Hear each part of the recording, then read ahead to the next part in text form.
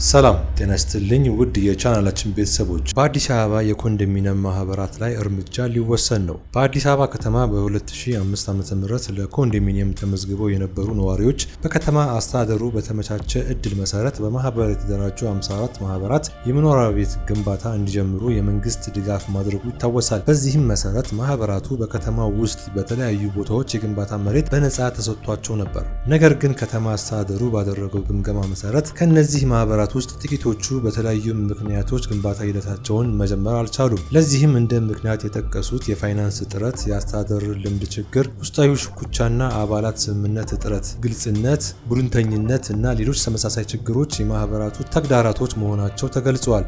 በዚህም መሰረት የአዲስ አበባ ከተማ አስተዳደር የመሬት አስተዳደር ጽሕፈት ቤት እና የቤቶች አስተዳደር እና ልማት ቢሮ በዚህ ጉዳይ ላይ የጋራ ግምገማ ካደረጉ በኋላ ግንባታ ሳይጀምሩ የቆዩ ማህበራት ላይ እርምጃ ለመውሰድ ዝግጁ እያደረጉ መሆናቸውን ውስጥ አዋቂዎች ፍንጭ ሰጥተዋል። በያዝነው ዓመት ውስጥ ግንባታ መጀመር ያልቻሉ ማህበራት ከፕሮግራሙ እንደሚሰረዙ እና ተሰጥቷቸው የነበረው መሬት ወደ መንግስት እንደሚመለስ ተገልጿል።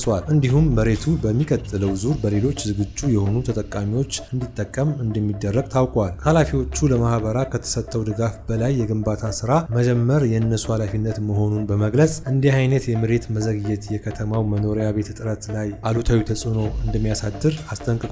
በተጨማሪም ዝግጁ የሆኑ ማህበራት በፍጥነት ስራ እንዲጀምሩ እና የተሰጣቸውን እድል እንዲጠቀሙ ጥሪ ይቀርባል። ይህ እርምጃ የከተማውን የመኖሪያ ቤት እጥረት ለመቀነስ እና የመሬት አጠቃቀምን ለማሻሻል ሁነኛ መፍትሄ ይሆናል ተብሏል። ይህ መረጃ ለብዙዎች ህመም ቢሆንም እውነታው ግን ይሄ ነው። መረጃው ለሚመለከታቸው ሁሉ እንዲደርስ ሼር አድርጉ። አዳዲስ መረጃዎች ሲወጡ ወዲያው ይዘንላችሁ እንመጣለን። ሰላም።